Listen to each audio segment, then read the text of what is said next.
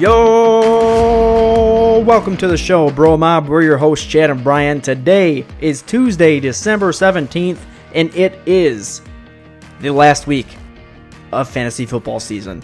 Welcome into the show, BroMob. We've got our Week 15 fantasy recap coming at you live.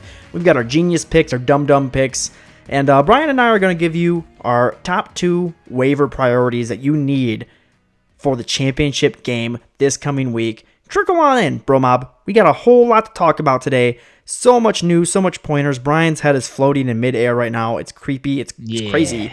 I don't like it. Well, look, so I'm wearing a hoodie because my head's cold. And I don't care what it looks like. Got a cold head, Chad. I got no hair. All right? Well, I mean, you are inside your house. A lot. That's true, but it's freezing. Turn the heat here. up. So I did. I turned it up a little schmidge. Yes, we do use our heat here in Arizona, just letting you know. So, however, I will tell you this. I might not have any hair, but I got a lot of something else, and that's a lot of fantasy points. Lots of fantasy points. That's okay, because Michael Thomas is making it up right now. Back to back that's true. Greatness. I'm watching Michael Thomas quite literally single-handedly. Him every time Drew Brees throws the ball, he's gonna throw for 55 attempts tonight. So, I don't know. I told you that 50 points out of those two guys is not unrealistic. I need it. I need 51 out of them, but I definitely see it happening. Michael Thomas has had 4 games out of the last 5 over 20 points, so I'm not worried about him. Drew Brees, he could go off too. It's just nice having the stack. That's what's really nice. Absolutely.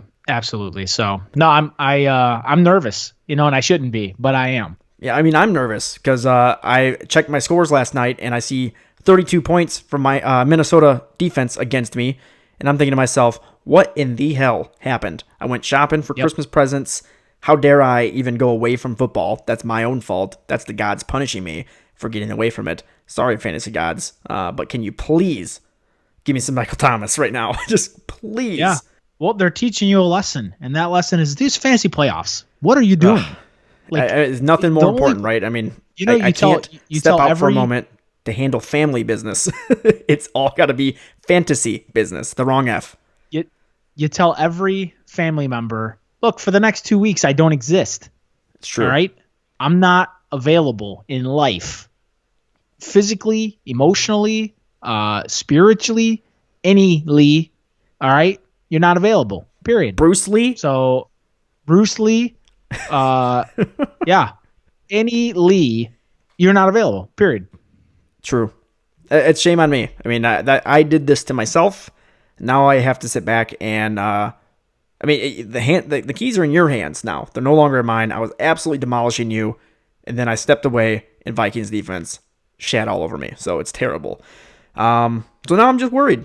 So the entire time I'm doing this episode, BroMob, I am staring at this Saints game, this Saints-Colts game so hard, watching Michael Thomas catch multiple balls already. Drew Brees just slinging it to him like it's meant to be, and I'm enjoying it, but I'm not enjoying losing. So let's get into the show. Let's not just listen to me beg the gods for a win. Please, gods. Let's just get into this. We got a whole lot to talk about. We're here to help you win that championship this coming week. First, we're going to talk about what happened this past week and help you kind of decide going there. So before we get into it, be sure to follow along after the show by following us on Twitter and Instagram at FF Bros Podcast. And be sure to search that hashtag BroMob for all kinds of great stuff. Let's get into it.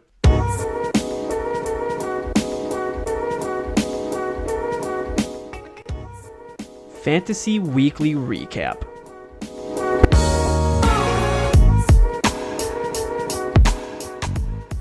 All right, BroMob. Starting off with the Jets-Ravens game, which wasn't really even a game, but more so the inauguration of Lamar Jackson to be already in the Hall of Fame. This was an incredible game from Lamar Jackson. I mean, it is the Jets defense, but 5 touchdowns, was able to pass Michael Vick's record for the rushing yards, the most rushing yards by a quarterback in NFL history. Hats off to you, Lamar. You really are something special. We are witnessing, talking about fantasy gods, we're witnessing a fantasy god on the field this year. I mean, he's absolutely incredible. It doesn't matter who he plays against. He's going to have a great game. Mark Ingram had a good game in this. I mean, one of the 5 passing touchdowns of Lamar Jackson went to him. And the Jets defense just couldn't handle the Ravens. That's plain and simple. They couldn't do it. Jamison Crowder had a good game on offensive for the Jets, but nothing else really happening for them. So hats off to you, Lamar. It's great watching you. Let's get into the Seahawks-Panthers game where the Panthers actually fought and tried to pull away a win on this game. But at the end of the day, what happened? What we said would happen did happen. Chris Carson was able to rush all over them, exploited this terrible rushing defense, was able to get 2 rushing touchdowns against them. Tyler Lockett, he's awake. He's back. Brian, you're happy about that, I'm sure. Thrilled, and I called it. I thought this was going to be the week that he showed back up. I suspected some kind of injury, just wasn't up to snuff. I tell you right now, I'm not just thrilled with his week this week. I'm really excited about his week that he might have next week. I'm a little worried about the Panthers, though. Not for CMC, because, he continues to be one of the most valuable players, not just in football, not just in fantasy, but in football. He's incredible. This guy is the entire team. I wouldn't be surprised if he gets named the head coach next year. That's how good he's having. This is the season that he's having. Yeah, GM, I hear, is the rumor. He's going to be the GM. Oh, not even head coach. It's just promote him right away. GM. Just catapulted right to the GM spot. What I'm more worried about is the fact that Kyle Allen, though he hasn't looked very good these last few weeks, has lost his job to rookie Will Grier. Grier, I think it's Grier. And I'm a little worried about players like DJ Moore and Curtis Samuel because of that, because DJ Moore had built a repertoire with Kyle Allen. He was getting targeted heavily every single game. In this game, he had 8 catches for 113 yards in it. Curtis Samuel was getting used kind of like a specialty type of wide receiver in the red zone. So he's been getting touchdowns sporadically throughout the weeks. So I'm a little worried to see what will happen, especially in championship game. I just want to point out that you said that he had built some repertoire with him, not rapport, but repertoire. I like that word better, so I'm saying it. I'm keeping it. What in the blue hell did I just hear you say? Dude, that might have been one of the top dumb. I have a lot of word issues weekly, daily, sometimes hourly, but that might have been one of the best of the season. It's hard it's hard to say words whilst I'm also heavily involved with this game right now. I'm just staring. If you can watch my eyeballs, staring downward at my phone screen, NFL Network app. If you don't have it, you just need to get it. It's got Free Phone Football. Not a sponsor, ladies and gentlemen, but Free Phone Football. It's the best thing ever. But I'm watching this game, and I'm watching not Michael Thomas getting the ball all over the field. It's angering me. And I need some points. Yeah, you need a lot of points because you're hurting right now. Oh, all right. I'm not going to say anything. We'll see in a second. You'll see it in just a second. It's going to make me cry.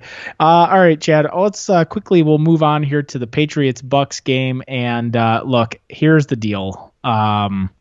Patriots destroyed them. Okay? So N'Keal Harry was had an sorry. Yeah, I know. I'm instantly you're gonna need a lot of points, and then I see it jump. I jumped on my screen. I was like, damn it! So I spoke too soon. N'Keal Harry had an awesome touchdown catch in this game. Joe Mixon, he did the unthinkable. I know you do too. I stand by that Joe Mixon sit recommendation. I do too. There's if they played again this week, I would sit him again. There's no way. This is a run defense that has shut down every single running back in the league, and then Joe Mixon goes 5.4 yards a carry. What?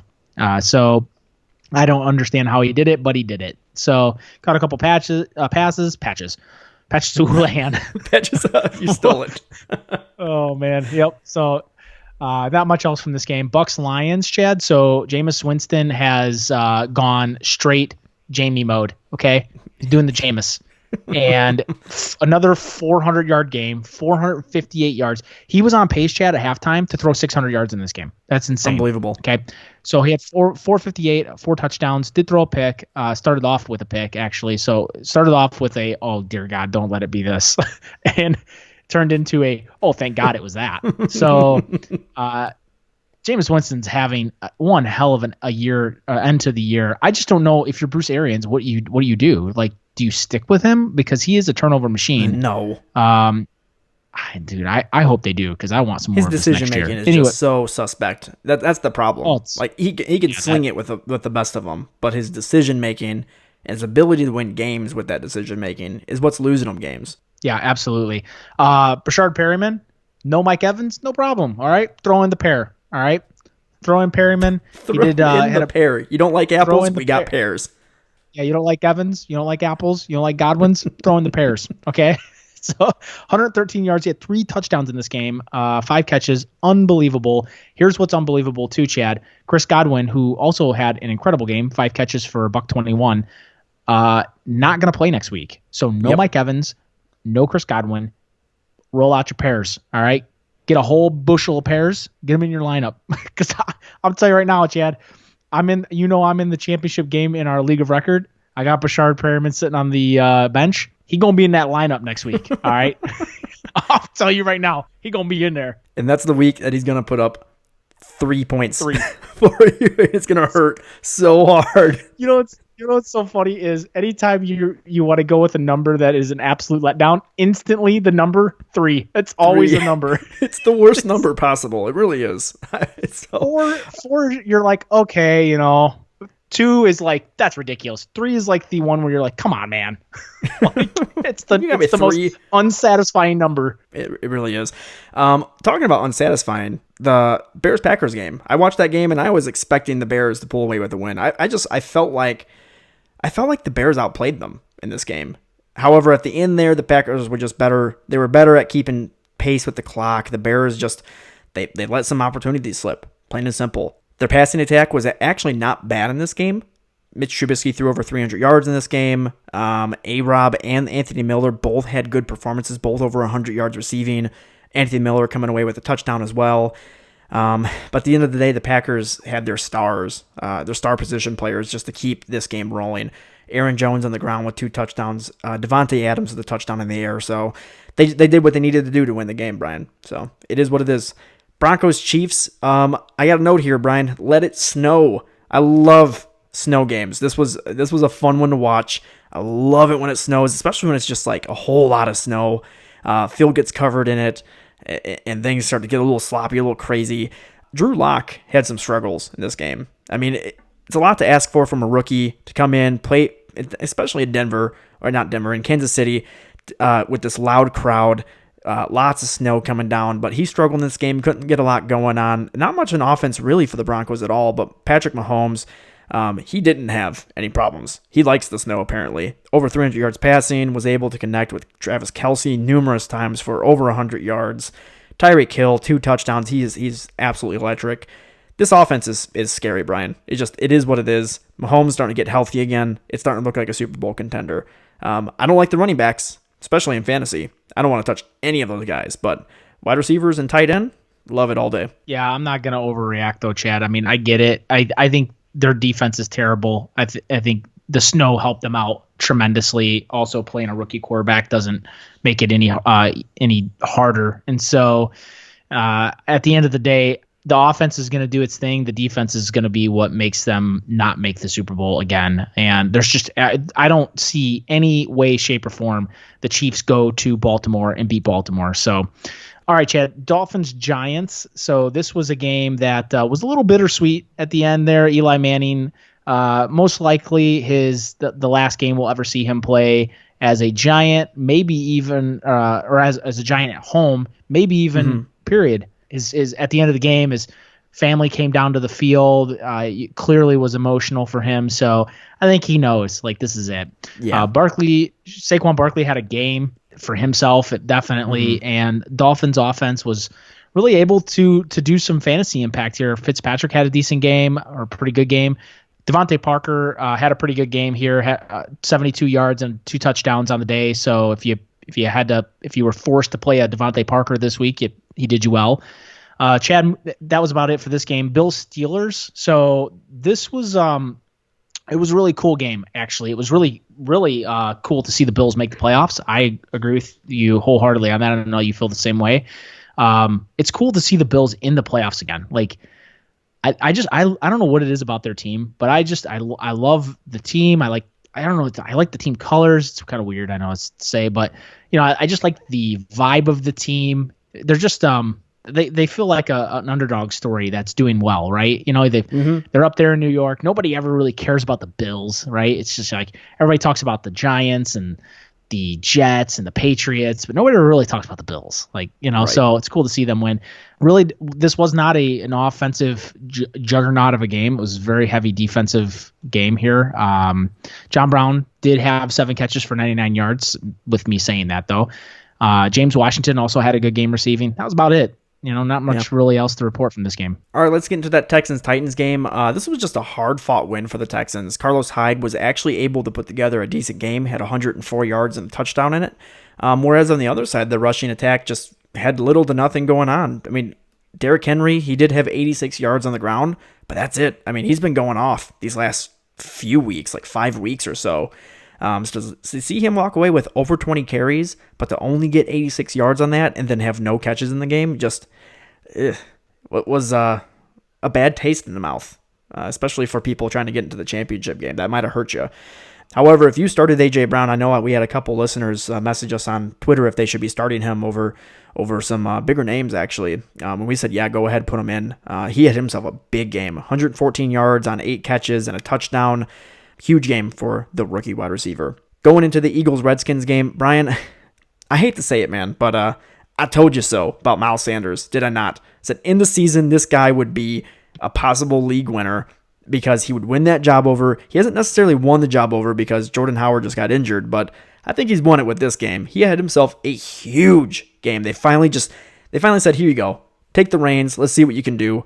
122 yards on 19 carries with a touchdown, 6 catches, 50 yards, another touchdown, and he's got a little bit over 1,100 scrimmage yards on the season. That is a Philadelphia rookie record.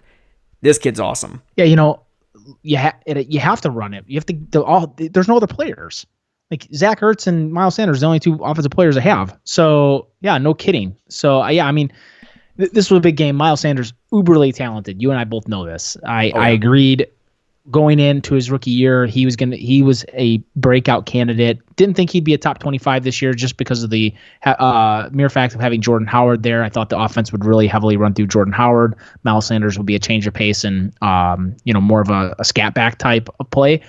But Jordan Howard's injury has really played into Miles Sanders' hands this year. He's taken full advantage of it and showing the talent that he is. I don't really see a reason to have Jordan Howard around next year. Do you, Chad? No, not at all. Yeah, so it'll be interesting. I don't trust the Eagles. This is fun to see. I love Miles Sanders. I don't trust them. They're going to find a way to screw this up. Oh yeah, I mean they're gonna sign Jordan Howard to a 3-year deal, and then they're gonna make him the lead horse again. That's probably what's gonna happen. Yep. And they'll sign Frank Gore, and then you'll go. Watch, I'm telling you, like this is what they do, man. They sign guys, and you're like, what? Why? Why do you do Frank this? Gore, Darren Sproles, another year. They got the oldest 2 running backs in the league outside of Adrian Peterson, combined age of 753 years old between the both of them. You're right. I don't get it. And you got the most breakout candidate next year, Boston Scott. Oh yeah, Boston Scott. Yeah. So, ladies and gentlemen, there you go. That's why I hate the Eagles. I hate the Eagles when it comes to running backs. Because they're like the Patriots, but worse, I think. Outside of them being terrible with the running backs, they were able to put together a good fantasy performance for Miles Sanders. Carson Wentz had a top 5 fantasy performance at the QB position this week. Was able to connect with Zach Ertz and even Dallas Goedert quite a bit in this game. So big game there. Dwayne Haskins was able to capitalize. I mean, it is the worst pass defense in the league with Philadelphia, so you would hope that he could. But he was able to step up. He didn't struggle in this game. Was able to connect with Nightmare Tear for 103 yards, 5 catches for him, and a touchdown. And it was really cool to see Adrian Peterson get into the touchdown, get into the paint for this. He tied Walter Payton for the 4th most rushing touchdowns by a running back in NFL history. Pretty big story for him. Yeah, absolutely. Nightmare Tear definitely gave other teams a nightmare. That's for sure this week. So I know from experience. So, all right, Chad. Browns Cardinals. I'll let you kind of start it off. You deserve it. Oh, I definitely deserve it as I'm watching Michael Thomas do one-handed catches for massive gains. I'm gonna start it off here, Brian, because I told you so. You wanted to bet me on this. You were so confident, very confident. In fact, you said it was gonna be a blowout, that the Browns were gonna beat the Cardinals in your face. because it was the other way around. The Cardinals blew them out. On the shoulders, mind you, of Kenyon Drake, who rushed for 137 yards, 4 touchdowns, was basically the entire team. Jesus, man. Well, so here's the thing. All right. First of all, I should know, but I will never pick the Browns again. That's your problem. Until they have a real coach and a real coaching staff. You always pick teams that have competent coaching, that actually have, a good entire coaching staff and upper office. And the Browns are not that. And the Cardinals are becoming that. And so they still got a long ways to go. But here's the deal. The Browns are a mess, dude. Absolute mess. They're going to miss the playoffs. I know they're still technically not out. They're going to miss the playoffs, okay? Yes. So I hear the rumor already is that they're going to retain Freddie Kitchens. Oh. Okay? Why? That I will not touch other than Nick Chubb, I will not touch a single Browns player next year if that is the case. It's ridiculous. They're absolutely terrible, and it's not because of lack of talent. So, while we're on the conversation of Browns, Nick Chubb had a great game, 127 on 17 carries and a touchdown in this game. Ricky Seals-Jones had a 2-touchdown day. So, here's the deal. The Browns blow. And Browns fans, I hate to say that, but I felt this coming into the season. I believe in preseason I talked about this, that the Browns were not going to be as hot as everybody thought they were going to be. And here's exactly where I thought they were. I thought they would struggle. I didn't think they struggled this bad. This is terrible. So I'm going to move on because you did win this. I owe you 5. Might just take it out of the 5, all the other 5s that you owe me. So, all right, Chad. Raiders Jaguars. The last game for the Raiders in Oakland. It was very emotional. The Raiders pounded these guys for 3 straight quarters. Yeah, you called this. But they lost 4 straight games. So Gardner Minshew was able to get it done. Detective Minshew is back. So he got it done in the 4th with the help of Chris Conley. 4 catches for 49 yards, 2 tutties on the day. Darren Waller on the Raiders continued to impress. Had another 100-yard game. Josh Jacobs also over 100 on the ground. The Raiders just fell short. That's really all you can say, right? And the home crowd was not pleased. A lot of boos. You could tell with the faces in the crowd, like this was a really tough game. It was a really emotional game. So John Gruden at the podium apologized for the loss and the finish. Really didn't want to end it that way. We wanted to give them a win to wrap it up, but they just fell short. Tough loss for the Raiders. Moving on. How about them Cowboys, Brian? I mean, this is the team. This is who they could be. And maybe I'm sounding like a homer. I don't care. I'm feeling good. We were able to beat the Rams, who have been really hot these last 3 weeks or so. And this is the Dallas team that teams can be afraid of, right? This is who they should be going into the playoffs, but I'm worried about it because they're still coached by Jason Garrett, right? It could snap of a finger, they could become that terrible team again next week against Philadelphia when we need to win, and we could definitely lose in that game. So I'm a little worried, but at least right now I'm riding the high. Zeke and Tony Pollard absolutely demolished this Rams defense. This is the team. This is who we're supposed to be. This rushing-centric team that can pound the rock all over anybody who stands in their way, and then is able to keep the defense nice and rested because of that. Because of that, Todd Gurley was only able to average 1.8 yards per carry. He did have 2 touchdowns in this game. He had a rushing and a receiving, but 1.8 yards per carry is nothing to write home about. Tyler Higbee, I mean, this is the weak spot for the Dallas Cowboys. They cannot guard the tight end. Tyler Higbee was able to just absolutely destroy this defense. He's been going off these last 3 weeks. With no Gerald Everett there, he is the guy that's been catching pretty much everything. So he's been looking good. This is he's a name that you should be looking at towards the waiver wire for that championship game, BroMob. And then finally, Cooper Kupp, able to pull away with a touchdown in this game. We knew he had a good game here against Dallas. Just not much more outside of that, though. Let's get into this Falcons-49ers game where the Falcons were able to upset the 49ers. It was a super weird game to me. Pretty much on the entire performance of Julio Jones. 13 catches, 134 yards, 2 touchdowns. with a touchdown at the very end of the game that absolutely sealed it for the Falcons. It was a huge game for him. He does this every year. He has one massive game that just absolutely erupts, and this was the game. So Raheem Mostert was able to get a rushing touchdown in this game and was the starting running back for the team. He was that lead horse, so he looked good in it. I mean, he wasn't as efficient as he has been these last few games, but I mean, he got the carries, he got the touchdown, he looked good. And then outside of that, George Kittle, the star that he is, he pretty much, as a matter of fact, he replicated the stat line of Julio Jones outside of the 2 touchdowns, but he had 13 catches for 134 yards. Kind of weird, but huge game from the tight end. Vikings Chargers, Chad. This was a game that scared a lot of fantasy owners for sure. Dalvin Cook left the game, did not return, had a shoulder injury. It does look like it's going to be more of a pain thing where he's going to be more day to day. The team is optimistic that he'll play this coming week, so we'll keep an eye on him during the week. All you Dalvin Cook owners, hopefully you have your cuff. I mean, look, Alexander Mattinson. We've been saying for months, if you're a Dalvin Cook owner and you don't have Mattinson, shame on you. Like this is the kind of stuff as to why, especially Dalvin Cook having an injury history.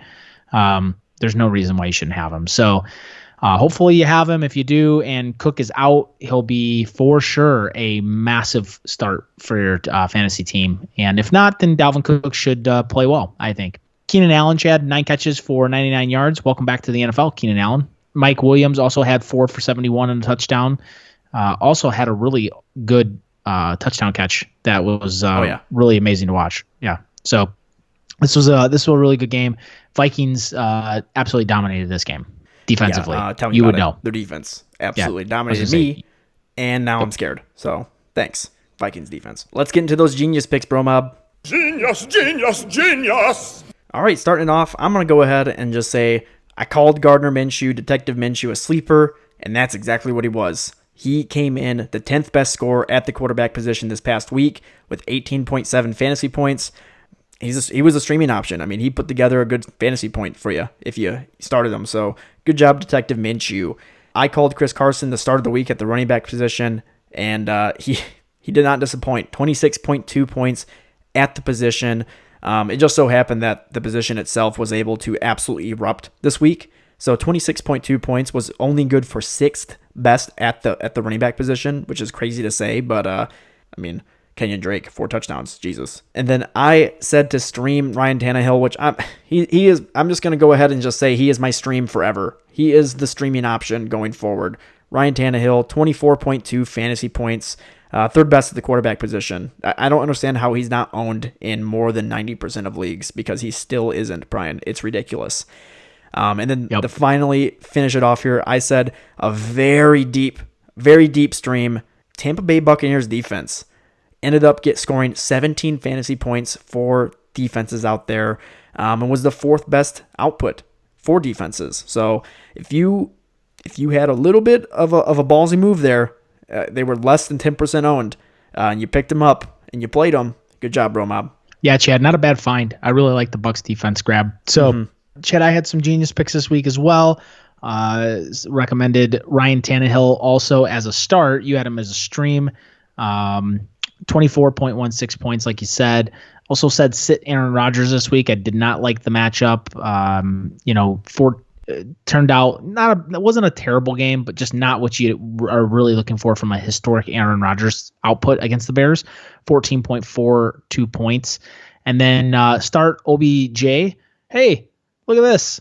8 catches, a season high. Didn't get the touchdown. I was really disappointed with that, but 10.6 points on the day. Not too bad for what you've gotten from OBJ this season.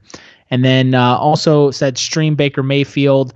I know the Browns lost in this game, but Baker did have a decent stat line, 247 yards passing, 2 touchdowns. He had just a smidge under 17 fantasy points at 16.98. Those were some good picks there, Brian. I think you and I had a pretty good week this week. I had some bad, of course, some dumb picks that I'm about to talk about, but, I think we had decent weeks. So you're saying that you had a rough week, but I beg to differ. You had some bad picks, but you had some really good ones in there as well. So let's get into those dumb picks so we can talk about them a little bit.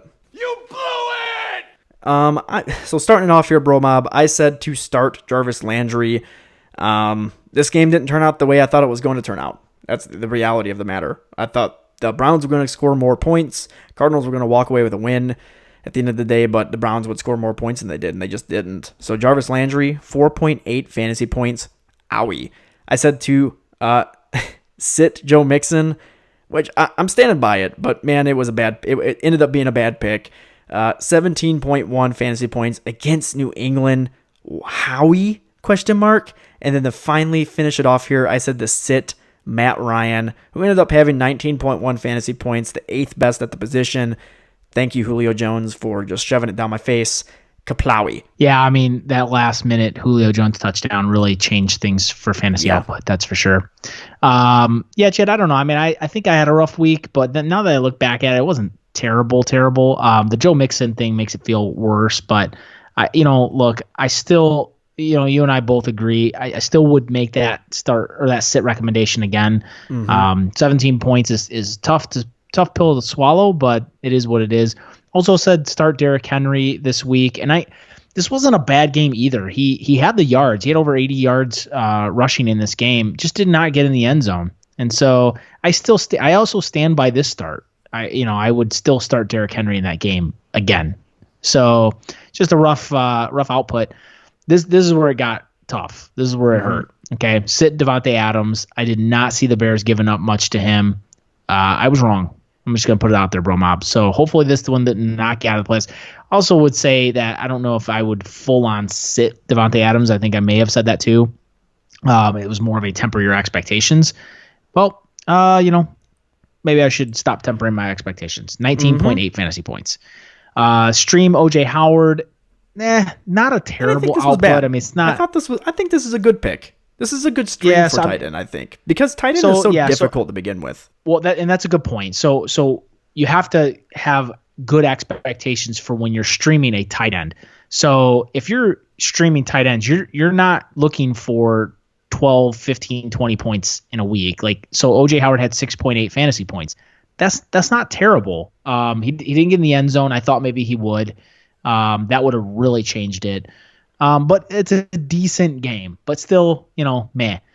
This was probably my biggest one. Not so rock solid Browns defense. I said some with confidence they were going to whomp the Cardinals.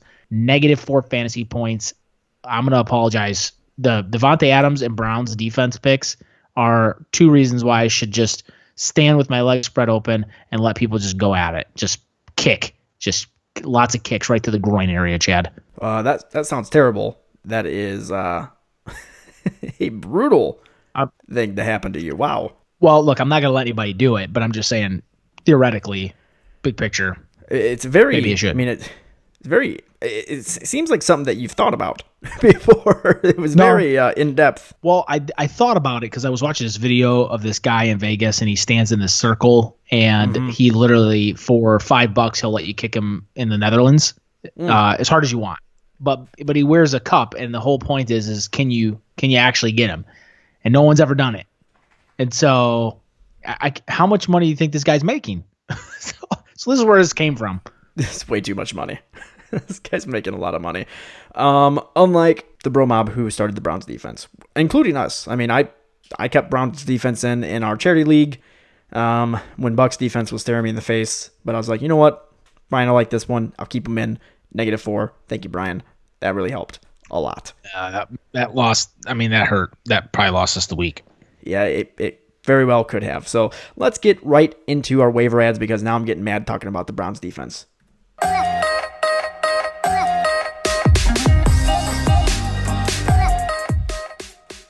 All right, Brian, starting off with the waivers, we got you going first. Hit us.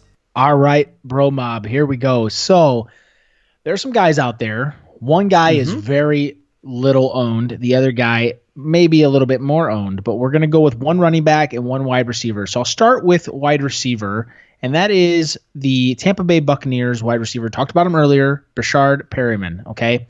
9.1% owned in fantasy. He is going to be probably the number one waiver wire pickup this week. So if you have any fab left and you're in the championship game, or for some reason your league has lost its mind and still has championships on week 17, I'm saying right now, all in. So out of all of these guys that we're about to talk about, these 4 guys, you're all in on Perriman over them. We don't need to say their names right now because we'll talk about them. But I'm saying no. I don't know about that, but what I would say is if I'm hurting at wide receiver, I'm all in. Yeah, on this dude, right? If you need that if that's a spot that you're hurting, you need that spot, all in on this dude. Again, next week, obviously the rest of the season, no Mike Evans, no Chris Godwin.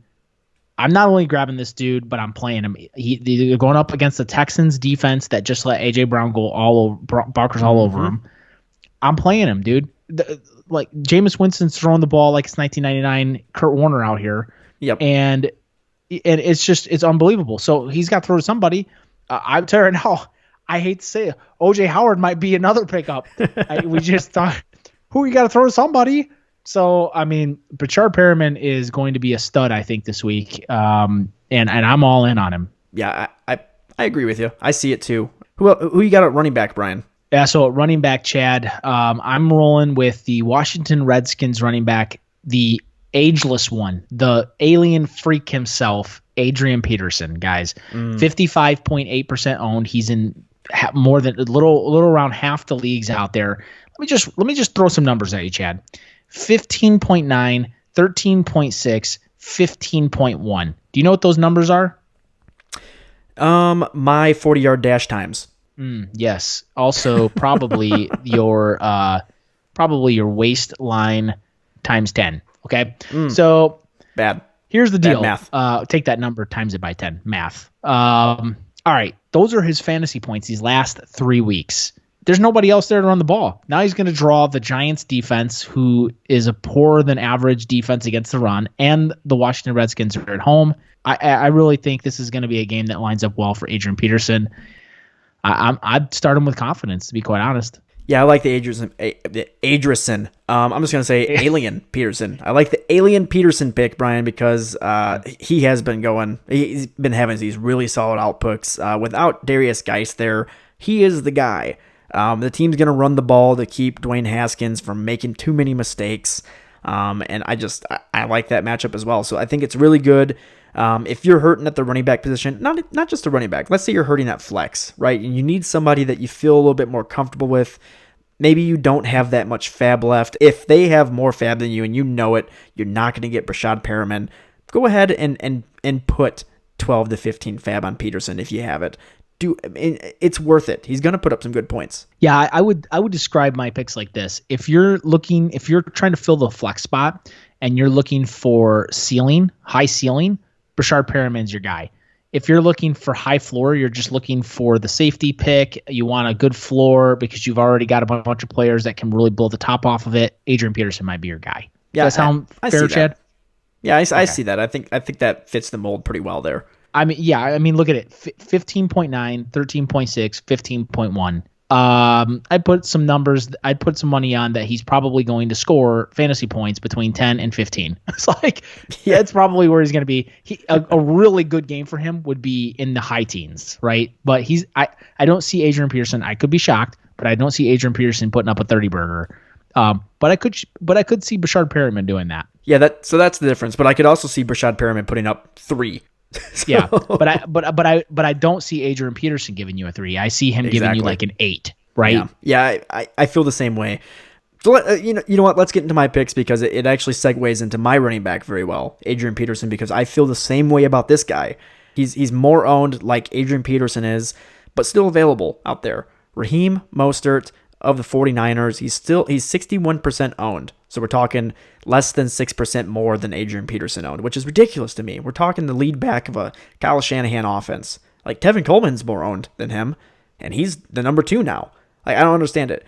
Raheem Mostert, now the lead back, he's uber efficient. He wasn't so efficient this past game, but he has been. I mean, this guy is averaging over 6 yards per carry in the last 8 weeks. It's ridiculous. And he has a knack to find the end zone 4 weeks in a row now. Be the one that nabs him up.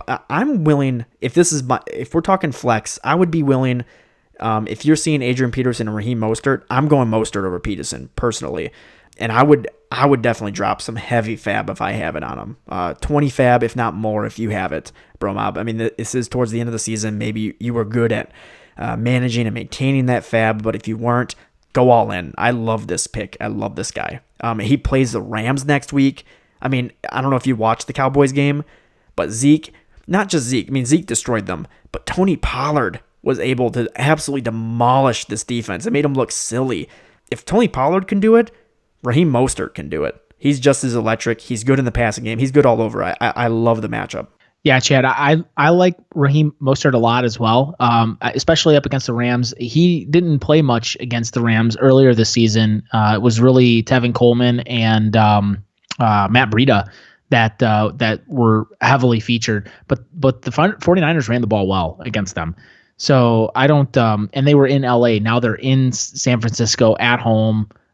In a game that is going to mean something, because believe it or not, the 49ers are actually fighting for a wild card spot right now. Yeah, they're down in fifth place. They're coming off a loss, so they're down in fifth place. Seattle took first from them. Yep. So it means a lot to them. So they're playing for something, which is good. That's good news for fantasy. So I don't dislike that pick. I started to go that route, but I think that Adrian Peterson consistency, and there's no one else there versus Raheem Mostert, and there's Tevin Coleman. You've got Breida. Anybody can kind of get involved, and it just kind of freaks me out a bit. So I think you got a little bit more risk, whereas I think Peterson is a little less risky. That, to me, I don't know. That's the way I look at it. But everybody to each their own. I think they're about both the same risk. I like both of them. Peterson's definitely the guy. I think Mostert's definitely the guy. So I'm feeling it. I feel confident with this pick. This next pick, though, Brian, a little bit more sneaky. He's more owned than Brashad Perriman, but Perriman's definitely going to be the pick of the week. This guy's going to go a little bit more under the radar, and he can definitely be a sneaky flex play this coming week. Anthony Miller of the Chicago Bears. And you might be thinking, this is crazy. It's Anthony Miller. Mitch Trubisky's throwing to him. He's 24.9% owned, BroMob, so he's very available. Here's the thing. Since week 11, this is what Anthony Miller is averaging per game. 6.6 catches, 10.4 targets, 86.2 yards, and 14.32 fantasy points. That right there is consistency. He's been locking it up all over the place. I mean, he's multiple games over 10 targets. He's the last 2 weeks he's had touchdowns in both of those games. He's had over 100 yards twice throughout that whole span there. He's getting used all over the place, and he's finally starting to show that talent that the team kind of expected out of him last year from his rookie season, right? He's starting to flash it. He's starting to kind of explode a bit towards the end of the season. This is the time of year that players tend to bloom, right, into the type of player that they are. And Anthony Miller is starting to bloom. These types of outputs are nice, and it could become something where he erupts this coming week. They're playing Kansas City. Their pass defense, they stop. Oh boy, what's happening? No, I made the face because of the words you're using: exploding, blooming, erupting. It's so intense. I couldn't handle it. Go on, love please. superlatives, dude. They're my favorite. I'm waiting for my favorite way to explain things is via superlatives. But he's playing against Kansas City. They you know what, they run the score up on offense. So it could happen where the Bears need to score points just continuously. And Anthony Miller could end up having a ton of looks again. So I like him. You probably don't need to spend much fab, if any, to be honest, because other teams will be looking at Brashad Perriman's, Raheem Mostert's, Andrew Peterson's that are out there. And he's just kind of there sneaky to get picked up. If you pick him up, he's worth a flex if you need it. Michael Thomas driving me crazy right now. All right, so yeah, I love this pick. I got to be honest with you. This is like one of my favorite picks that you've made in a while. So, here's the deal. So since week 12, you go back 7.7, 14, 10.2, 17.8. He's having an amazing tear of fantasy points here. Then you look at the matchup against Kansas City next week, and I agree with you there too. Look, at the end of the day, the Bears are out of the playoffs. So you would think, oh, well, maybe they don't have much to play for. Wrong. Mitch Trubisky is playing for his career. Yes. The Bears are evaluating. Like, this is where the Bears sit down and they go, okay, guys, we're out of it. a great finish to the season. The next 2 weeks, we're going to evaluate, and they want to play spoiler. Kansas City has struggled a little bit this year. The Bears defense got to be embarrassed. They're going to come to play. I like this pick. I think the Bears are going to try to put points on the board, and Anthony Miller is going to be a big part of that for sure. Yep, I completely agree, Brian. So, all right, BroMob, that's going to do it for today's show. Be sure to tune in every Tuesday and Wednesday to stay up to date on the fantasy football world and to gather any insights on how to dominate your fantasy football leagues. Also, BroMob, just want to give you a big thank you for last week. We had a lot of our listeners reach out and say thank you for achieving our 50th episode. This is our 51st episode. And we just want to say thank you as well. We've got a lot of supporters over at jointhebromob.com. That's our official BroMob fan base website. So if you want to support the podcast, it's just Chad and I out here swinging the bat and hitting the ball. Where am I going with this, Chad? You're not hitting any balls. But right hey, now. BroMob, look, at the end of the day, this is a football podcast. Why did I go baseball analogy? Jointhebromob.com is our official site. Become an official BroMobster over at jointhebromob.com. If you're listening to us on YouTube, maybe you want to listen to the commute, when you're going to work or you're coming back from work, wherever that may be, all work related apparently. Check us out on Spotify, Apple Podcast, Google Podcast, Stitcher, iHeartRadio, pretty much everywhere that you can find a podcast. We exist there. Follow us on Twitter and Instagram at FF Bros Podcast, and be sure to check out our website, thefantasyfootballbros.com, for all kinds of articles, rankings, and so much more. We appreciate you, BroMob. See you tomorrow. Later, BroMob.